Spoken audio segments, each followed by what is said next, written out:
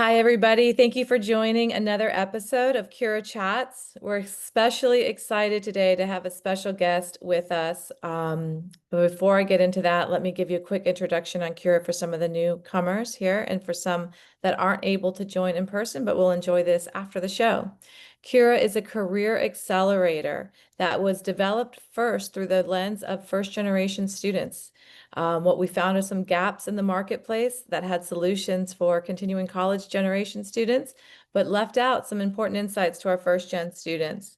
So Cura has been born under the premise of providing an inclusive platform powered by both people and AI to help accelerate careers. And we're excited to be part of universities and also companies and enterprises helping their early career talent teams. So thank you for joining us today at Cura. And we are very excited to have our guest, who's actually one of the advisors at Cura.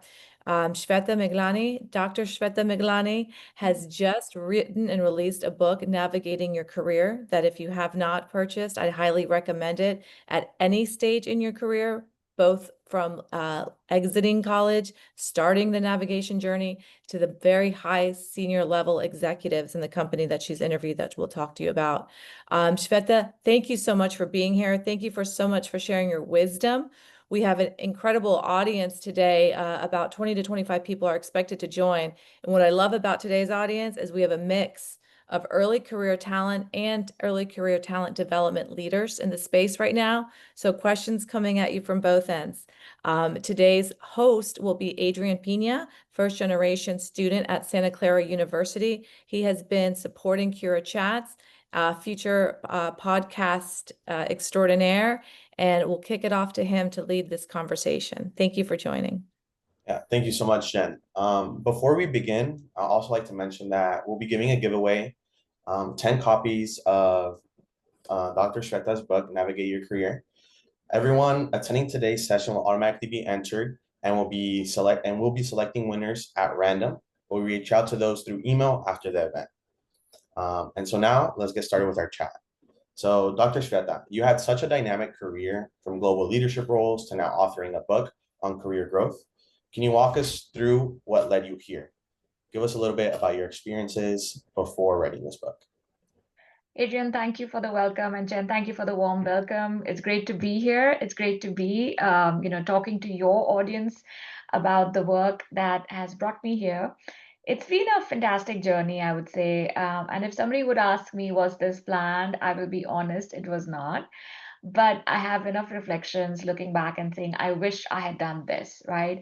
And that's where this book really came from. And it came from research that I did during my PhD work, a lot of executive leaders that I interviewed, and also my own experiences. And part of my role was leading a lot of onboarding, leading new hire onboarding, talking to new graduates who were brought into companies and looking at their experience, talking to them directly.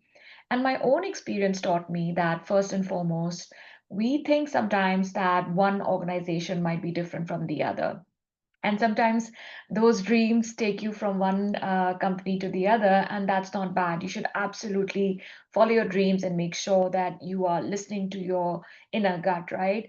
But I also realized that I made some mistakes, and those mistakes were something that I hope nobody makes. And that's why this playbook was written by me, to say, what are the things you can do to be proactive in order to see your success come through?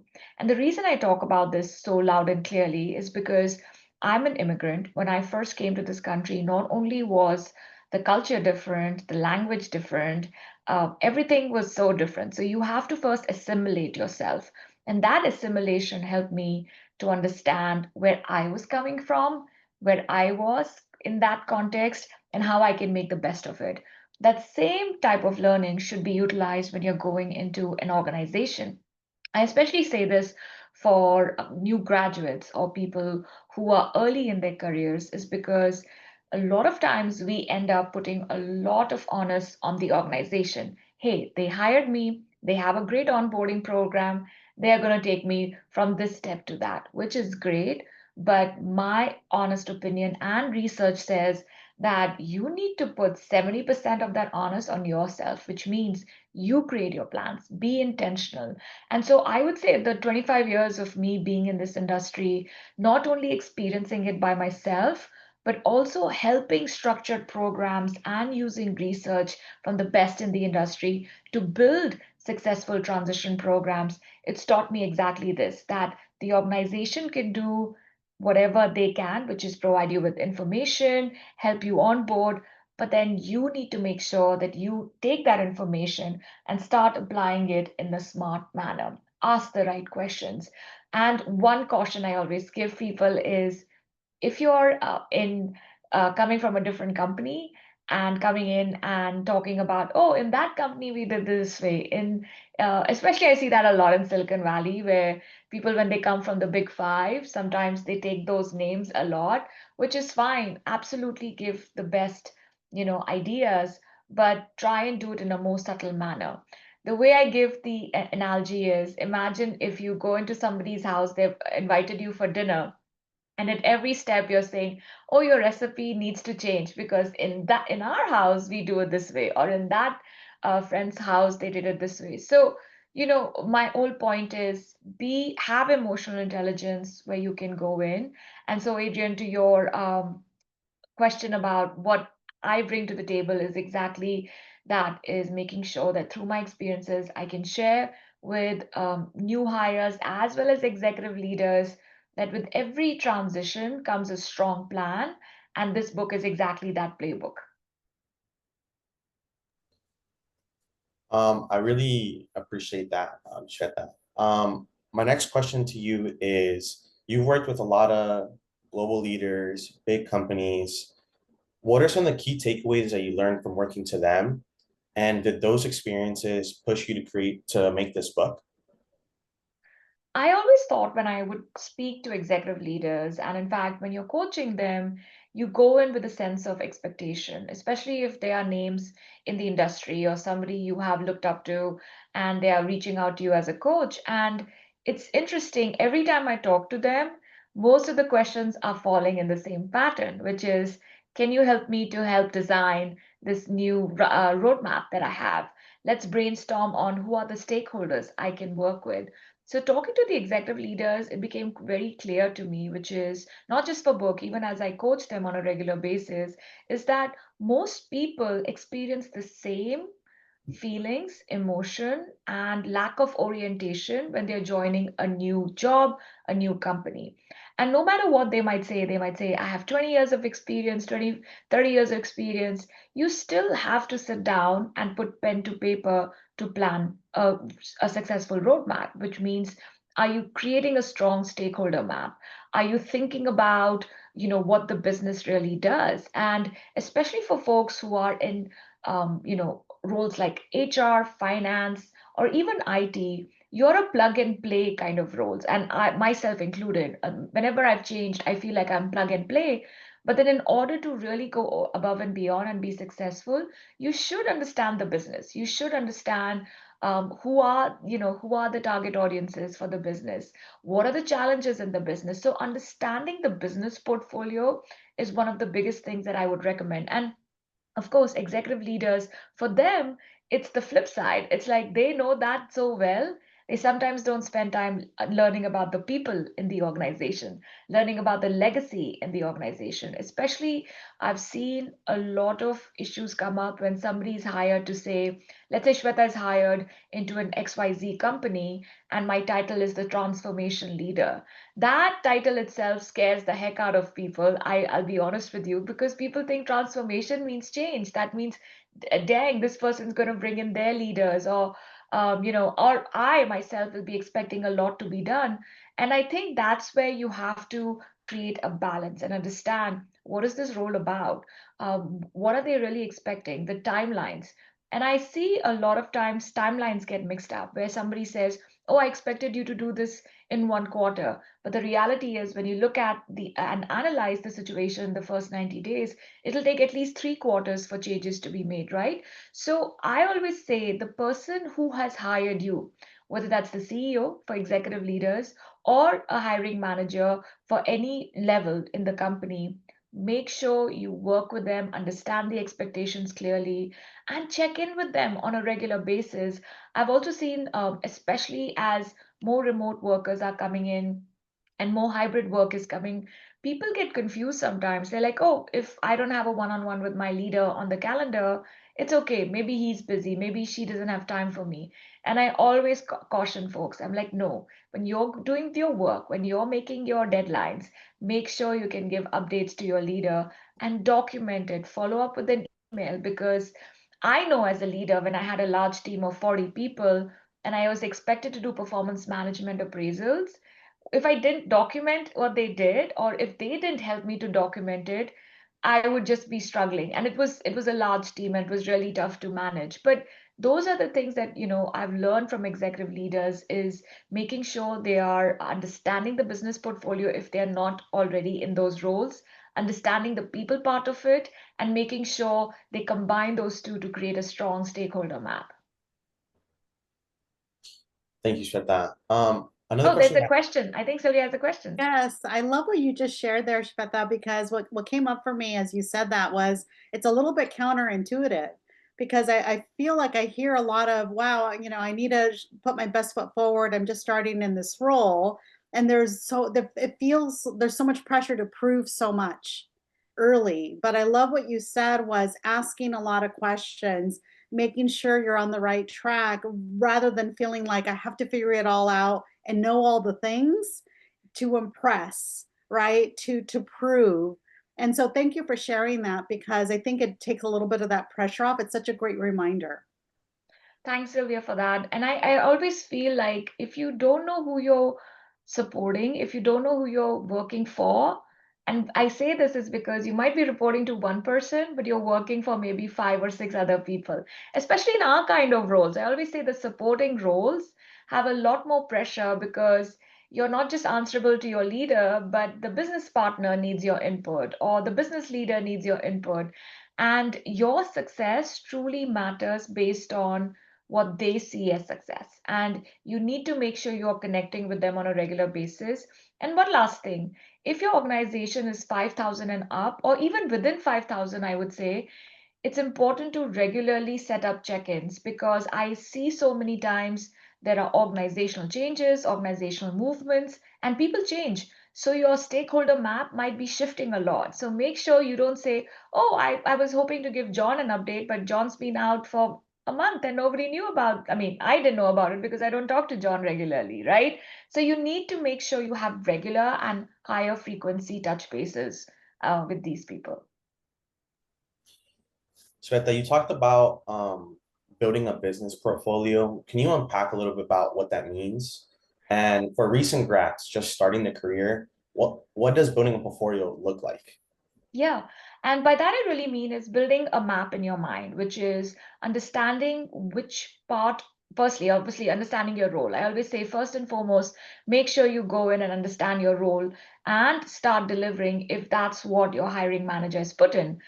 I won't, let me correct that. I think one of the most important things I've heard when I've either been on the hiring side or on the onboarding side is hiring managers always saying, I wish this person was here yesterday, especially in the tech industry. And in healthcare, we are seeing this a lot too, that people always wanted you yesterday. They didn't hire at the right time. And when they hire you, they expect you to run forward like crazy. And you feel guilty, you feel obligated because you know they've hired you and these are companies that are relying on you. So, first and foremost, build a 90-day map where you are delivering exactly what's asked of you.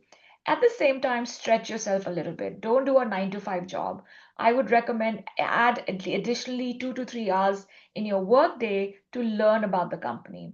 And if the company doesn't have online systems, for instance, documentation or last quarter earnings or teams that they have their own web pages, then ask questions to your leader.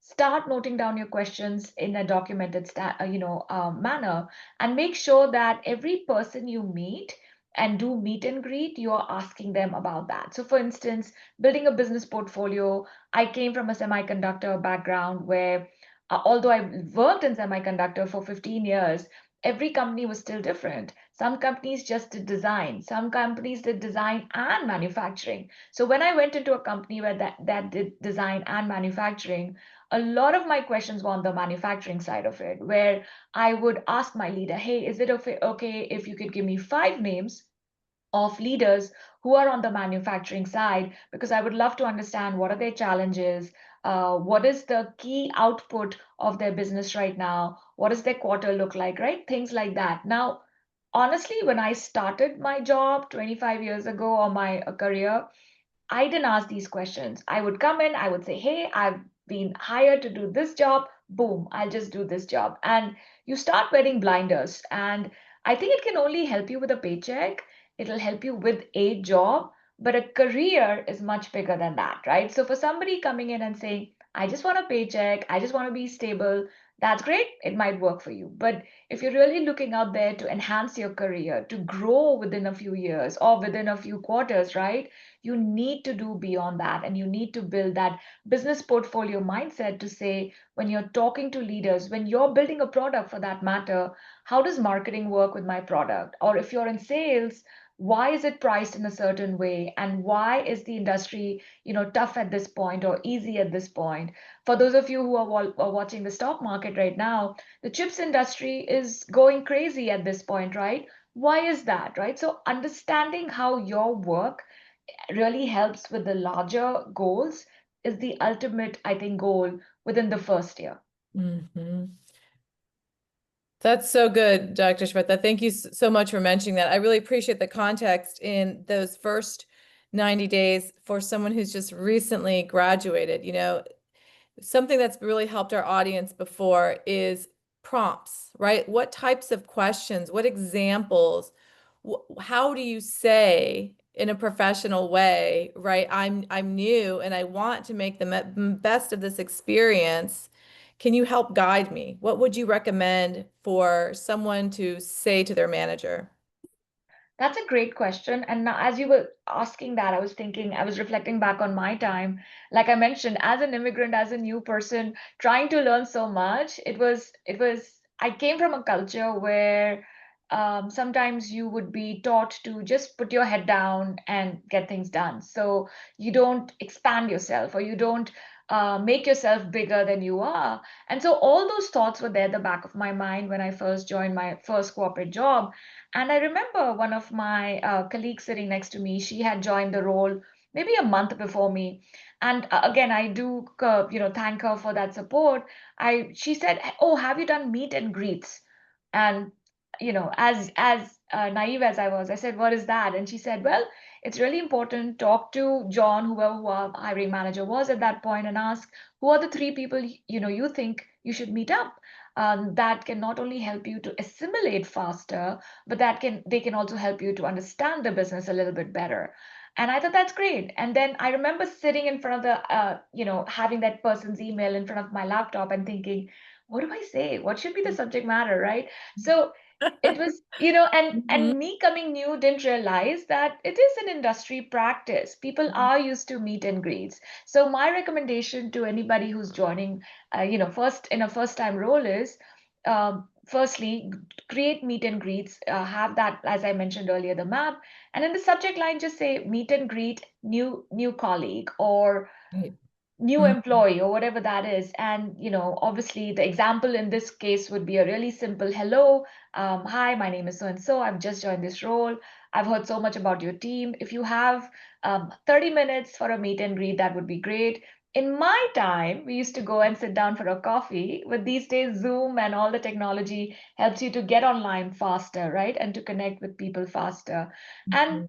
every person you meet, my recommendation is, and this is something again I found out from my own experience, and a lot of the executive leaders also validated this, which is every person they meet, they ask them for 3 additional names, right? So then Mhm. that way you're increasing your network and saying, why do you think I should meet these 3 people in the role that I am right now? Or to understand the business, right? So then, and chances are you might have an overlap. Those are the same names that other people gave you, which actually validates that you're heading in the right direction. Mhm.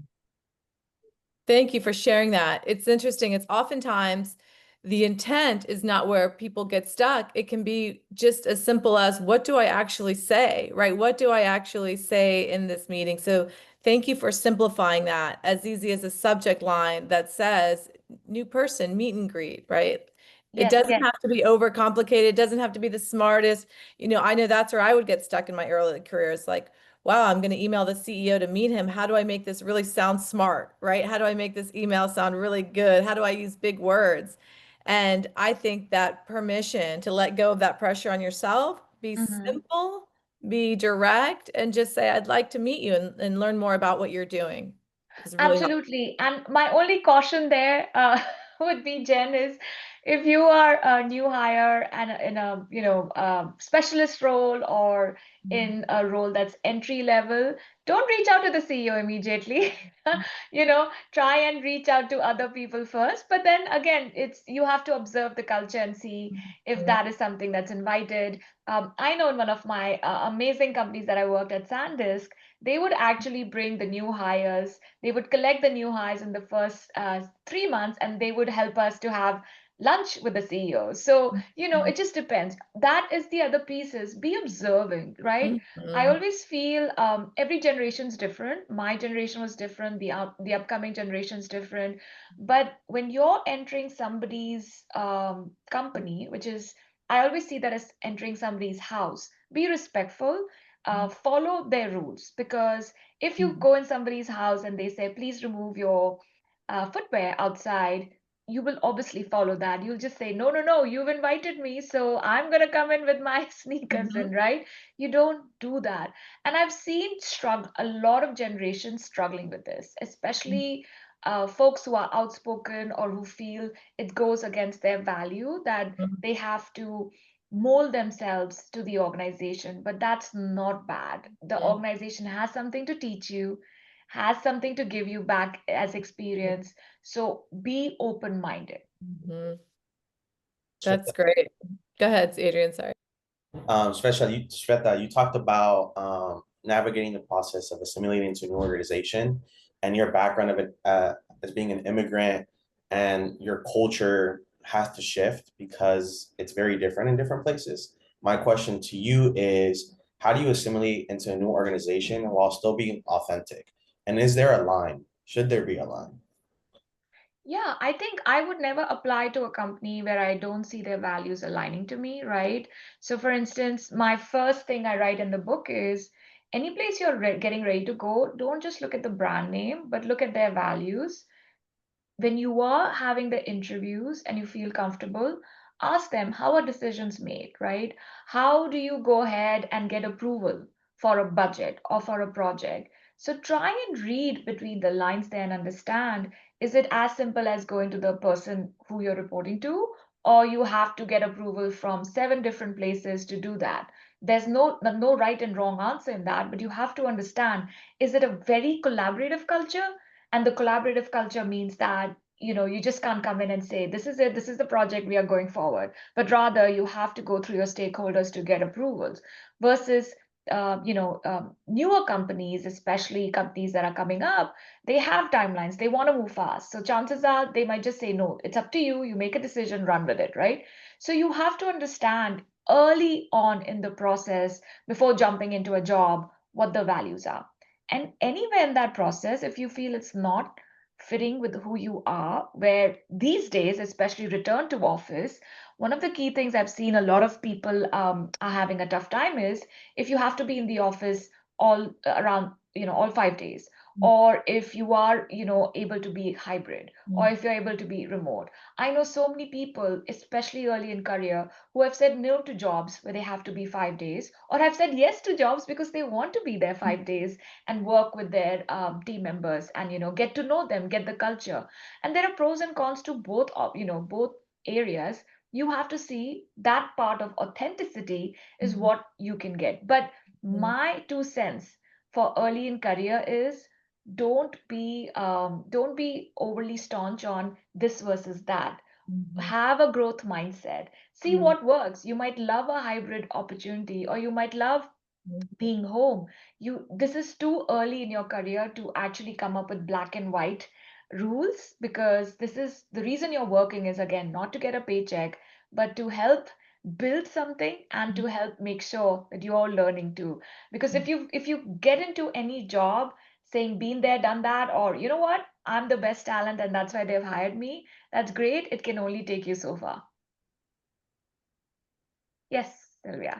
I love your point about that and the values alignment. One thing that came up for me and it stood out when I read this in your book was the example of, well, maybe it doesn't quite fit with my values, but let me just get my foot in the door and I'll move around. Can you share your perspective on that strategy a little bit, pros and cons, and would love your thoughts on that.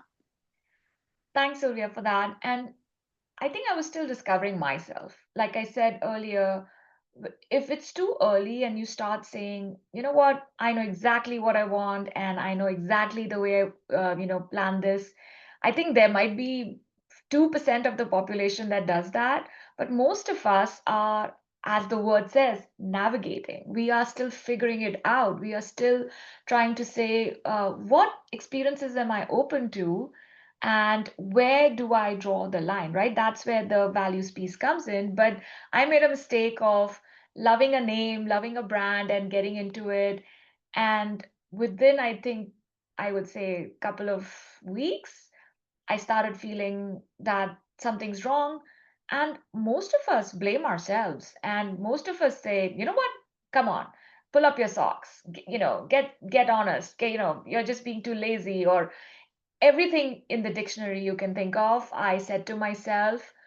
But then there are this is where I think mentors and your network help you. And that's another thing I talk about in the book, is surround yourself with people who you trust, not just one person, but I always say have a board of mentors, because not one person can give you everything.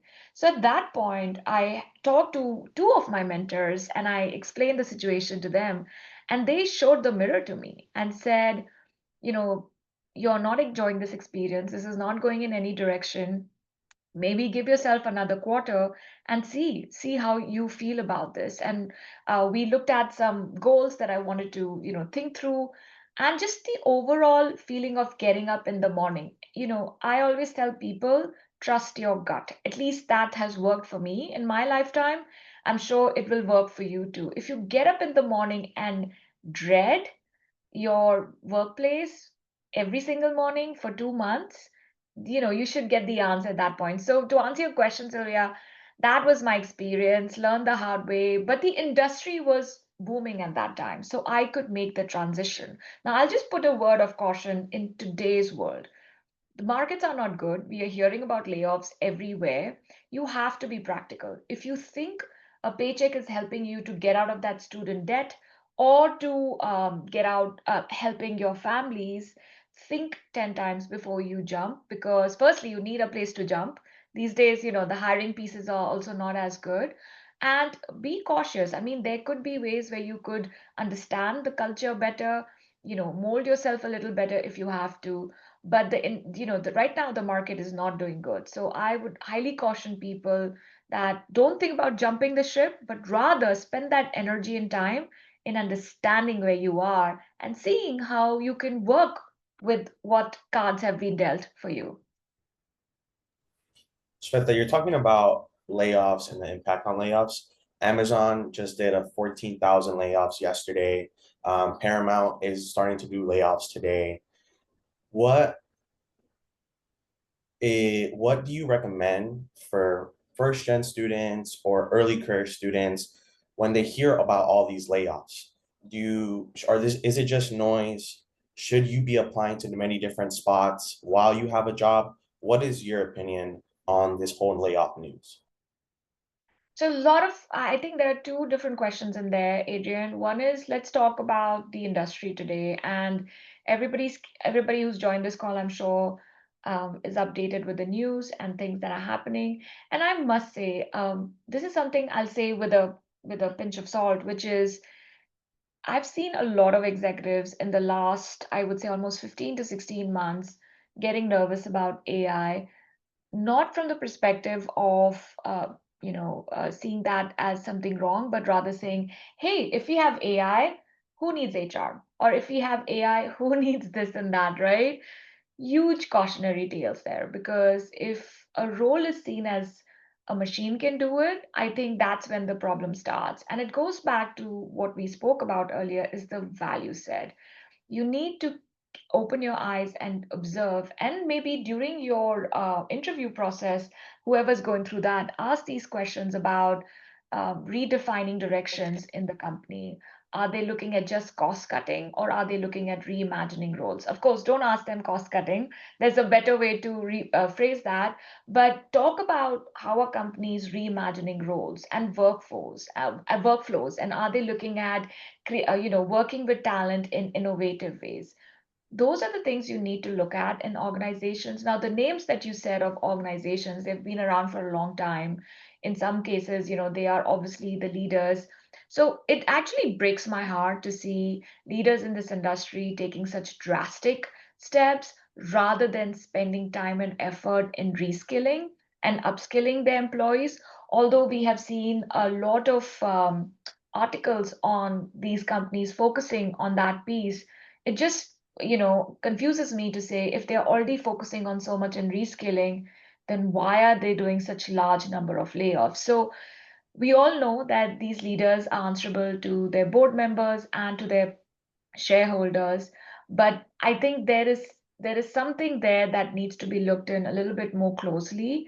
And my advice to people who are looking for jobs is, if you see 10 jobs that match your skill, apply to those 10 jobs.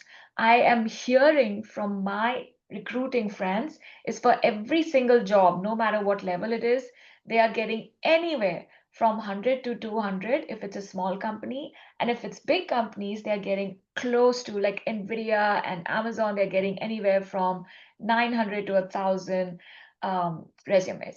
So why I'm recommending people continue applying is because you have to understand, a lot of these companies use AI to filter through a lot of your resumes. So making sure you have the right keywords, making sure you sit down and look at the job description very carefully. And we all have a lot of AI tools at our fingertips. Why not use to redesign some of your resume, skills, to make sure you are looking at their job description? Because the way the AI tool really works is, it takes the job descriptions, takes, and again, I'm not an AI expert, but this is my understanding, is they look at the keywords, they look at the years of experience, and as a recruiter, I can also put in some extra words of projects they have done or global experience that they've had, to make sure that an AI can use those prompts to then search for the right candidate. So remember, just by taking one resume that you've built and applying it to 20 different companies will not help you. You have to spend time with each job role to make sure you're redesigning, restructuring, and adding those inputs there. So I would say the industry is changing. I'm sure people had the same fear,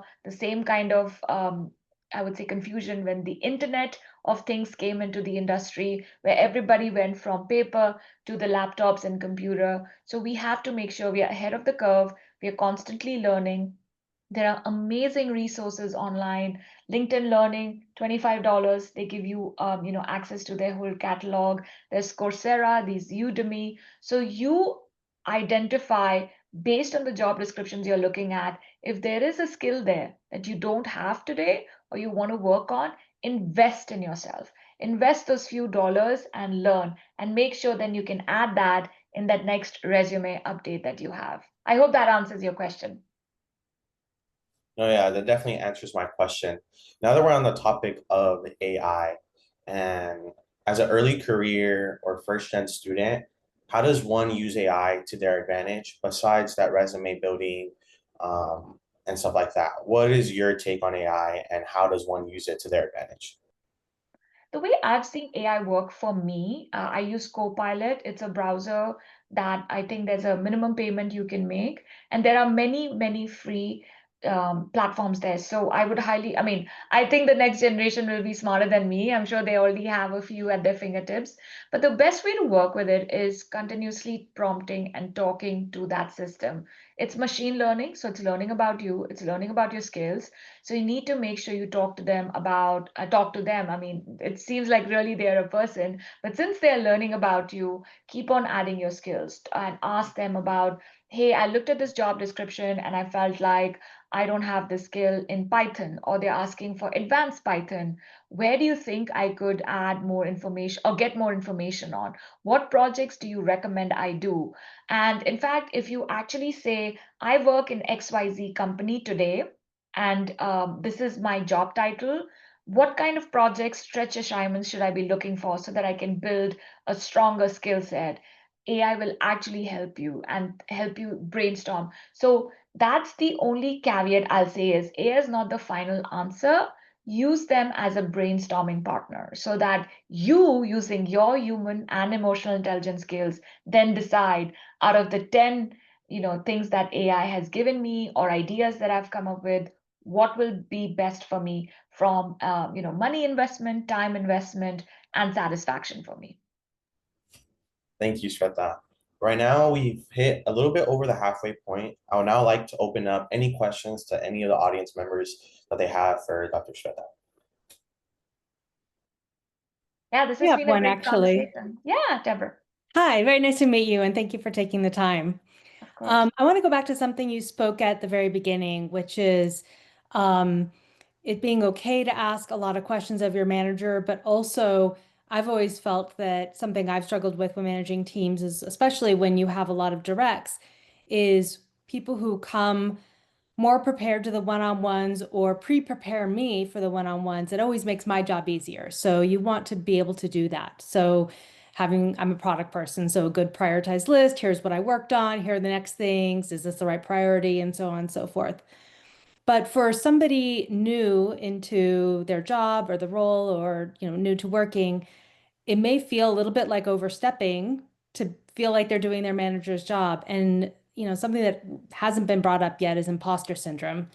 And first of all, I do want to say for people, anybody younger career on the call, I think everybody in this, on this call has it. I've been working for 30 years. I still have imposter syndrome in some places, so it's normal and okay, but it is a big thing, and I can see it being especially strong. I was a woman in tech for, immigrants, or especially new grads or first gen workers. So can you talk a little bit about that, how to um, reframe that while still like leaning in and stepping more into giving the manager what they need so that they can be successful? Absolutely, Deborah. In fact, as you were talking, there is an actual 2 pages on this that I've written in the book, and it came from one of my early times as a leader where I had a small team of 7 to 8 people, and I just recently hired somebody who came from outside the company. And my role as a leader at that point, that shows you how naive I was as an early leader, was, hey, I'll set up one-on-ones with you guys, and you can give me updates. That's the boundary, and that's the expectation I'd said, which was quite vague when you think about it. So this new person, every 24 hours of my one-on-one with her, firstly she set up the one-on-ones with me. She said, hi Shweta, I'd like to set up one-on-ones with you, just set it up. I said, yep, fine, let's do it. And before every meeting, 24 hours before a meeting, she would send me 3 bullet points or 2 bullet points, and she would say, here's what I want to talk in this meeting, and this is a question I had. What I appreciated about that was she gave me heads up as a leader to make sure I have time to find the answer or be ready with the answer so that I can help her in her job, right? As a leader, not only am I, obviously them reporting to me, but my job is to enable them. And by doing that simple process of sending me the questions at least a day in advance, it gave me time to think through. It gave me time how to use our 30 minutes to 45 minutes more clearly.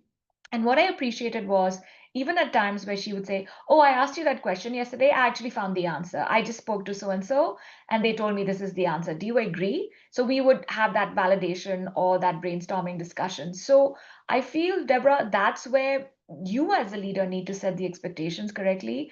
From there onwards, every organization, every team I've managed, I actually have 2 simple slides that I send them, and I say, this is my value set. And this is my expectation of you. So when you set up one-on-ones with me, it's your meeting. You need to make sure you maximize it and you come ready. And there are times where once or twice somebody reporting with me would say, oh, do we still need to have that one-on-one? I'm just canceling it. And they would do that 3 to 4 times in a row. And finally, when I got a hold of them, I would say, I appreciate that you don't want to waste your time or my time, but let's still keep this on the calendar because you may never know something might be needed. And it still helps me to, build a strong relationship with you. So you as a leader need to be proactive and take charge of creating expectations.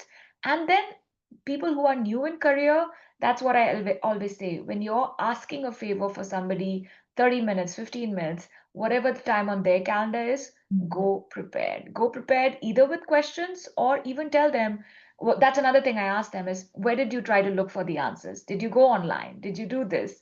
And also kind of nudging them. So I expect them to do that and come ready. Yes, Jen. I have a question. I am so grateful for your lens. You have such a breadth of experience, different organizations, different size of organizations, and different levels of, from the highest levels of senior executives that you've coached to early career talent. And I'd like to understand a little bit more from your perspective about managers. How many managers feel prepared to be managers? And what advice and what can we level set for early career talent? Because I think sometimes I know for me, the assumption was the manager just knows, right? Like the manager has gone to manager school and has learned all of these tools, and I should just respond to that. But from my smaller experience than you've had, I see that that's not the case. Can you give us a little bit of perspective on those conversations you've had with managers too, and what advice you have to early career talent based on that perspective from the managers? Jen, that's such a great question, and I'm smiling because it reminds me, as a now that I'm a parent, and of course, when I looked at my parents, it reminds me of that time when you always think, oh, your parents have all the answers, and then you grow up and you go like, oh, actually, maybe not. And I feel that's what happens with early in career. Happened to me, happened to the people I've researched and spoken to. And when you walk in, exactly as you said, Jen, you feel like, hey, these are smart people and they should know exactly how to take care of me, how to take care of the team.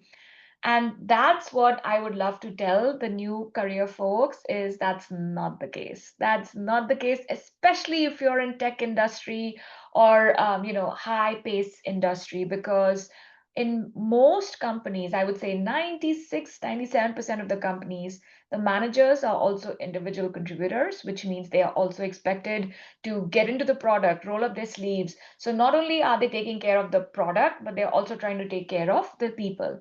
And they became a manager most of the time. And I'm again not saying this happens everywhere, but most of the time they became a manager because they were technically very good or they deliver results. They didn't become a manager because they showed how to deal with people.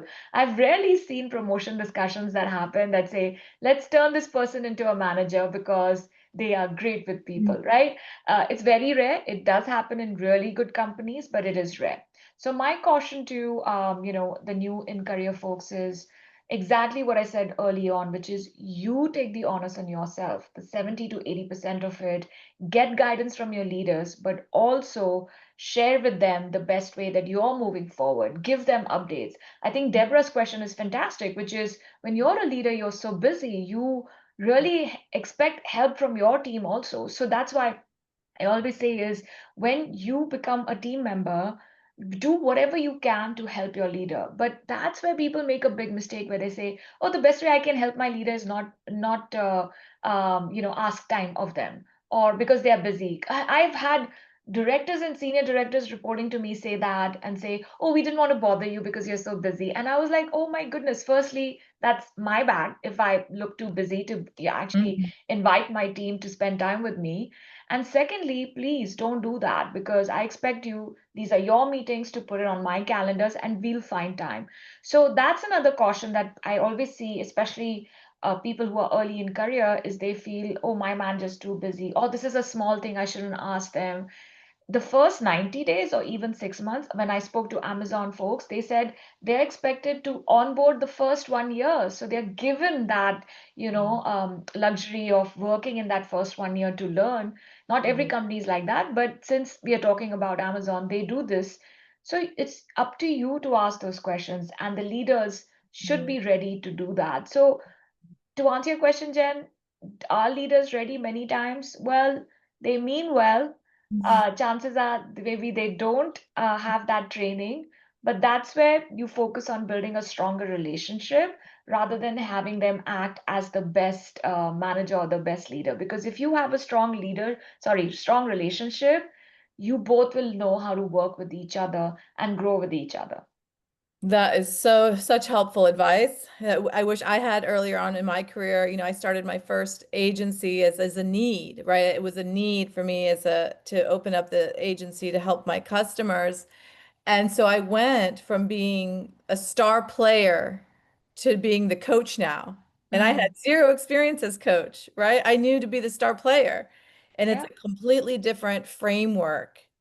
And when you first start, it's almost like you're hypercritical, right? Why aren't you as good of a player as I am? I'm a good player. Just do it exactly. anyway. And Yes. so there's such this gap that there's not a lot of conversation around that you assume when you assume you get a title, you assume you get, all of the training that goes along with it. But it's really great to hear from someone like you who has seen this through so many different lenses that it's not a magic wand that you get automatically become a great leader just because you've been promoted to manager, and giving that agency back to the early career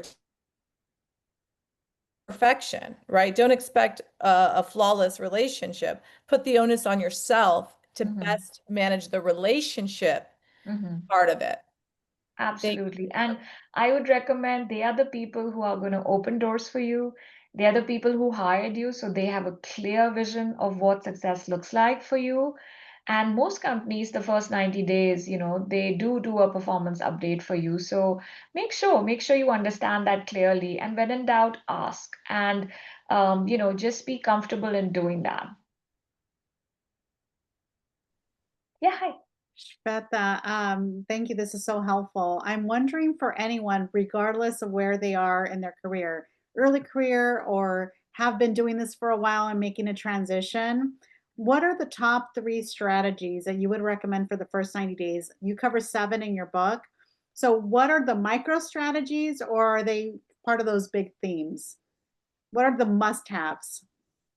Yeah, so it's a great summary I can put in because we've talked about those points a little bit throughout this conversation. First and foremost is building that trust and relationship with your leader. I can tell you when you don't put in time, especially nowadays when you have hybrid and remote working situations, you need to make time to put things on each other's calendars. And it's important because we are not mechanical. As much as we would like to think, you're brought in for your skills, go ahead, do your job.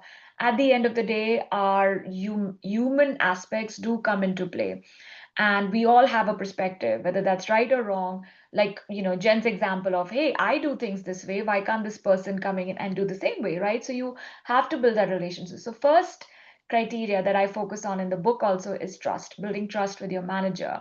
And don't let the trust just stop there. Your peers who have worked in that organization maybe longer than you have stories to tell. There'll be good stories, there'll be bad stories. You have to be smart enough to take what works for you and move forward. And I'll also tell you there are naysayers in every organization I've been at. So you have to be very careful, see the positive folks around you. Again, surround yourself with those people and make sure you start building that trust.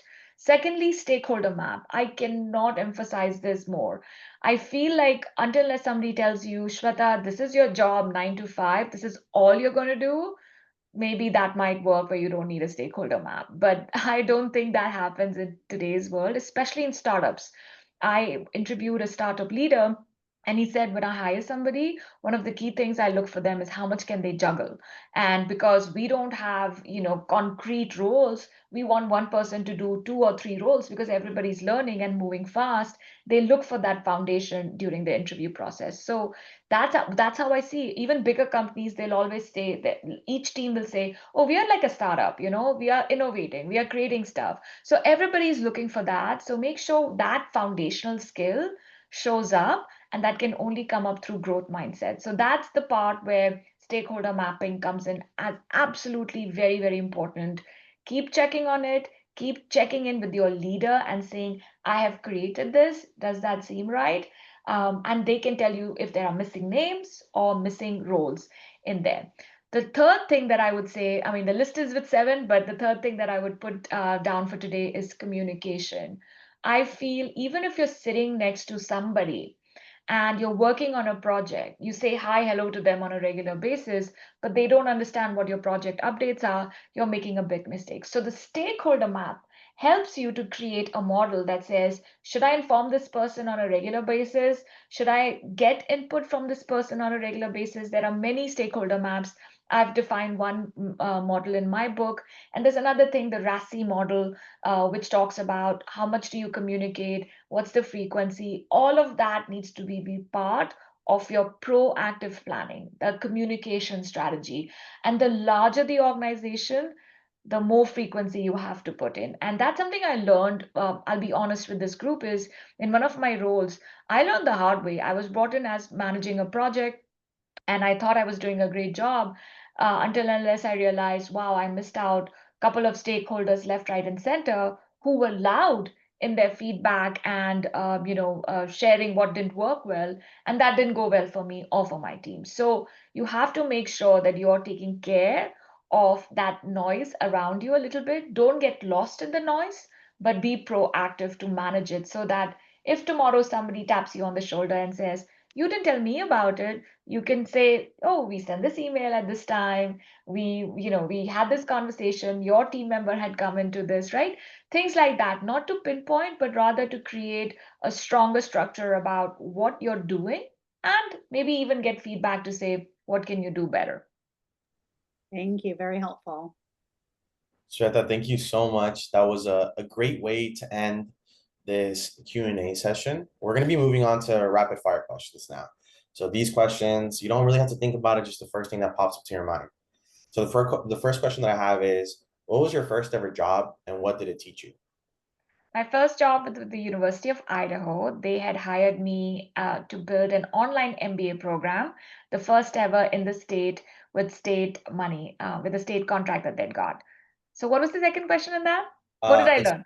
yeah. Yeah, I learned to move fast. They had only so much budget, and I just couldn't sit and think about the plan in my head. I just had to move. So not only did all the videos, I did the editing, I built the strategy, you name it. I was the CEO to all the way to the specialist for that project. Okay. The second question is, what is a hobby of yours or a passion that has to do, what's your favorite hobby or passion that has to do nothing with work? I'm a sci-fi geek, so I love watching sci-fi movies. I don't know if that can be seen as a hobby, but I love it. And I love, I did some script writing and movie making early in my career, so I love looking at sci-fi movies and seeing what they could have done better. So I don't know if it's a hobby, but it makes me happy. Okay, the third question is, what is a quote or saying that you come back to often? This is something my mother used to say, and this I have put in the book also, which says, ask a question once and you'll be smart forever. Be quiet and you'll be a fool forever. So it's not maybe word to word quote, but my mom always used to encourage me to just ask when in doubt. My fourth question is, you train people across 10 different countries. Which culture has taught you the most about leadership? I think I would not put one, on the top. Every culture is different.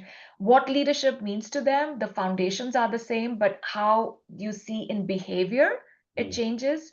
And what are the accepted norms? I think that is something has been a great learning for me. And anybody who's on this call or listening to this recording, I would say, given a chance, get some additional global experience. Right. And then my last question is, what is your favorite way to recharge after a long day of coaching or after a long day of travel? I love walking my dog. I think getting out is really good. I wish I could go to the gym. I have that on my planner, but I don't get a chance to go out that much. But just getting out there and just getting fresh air.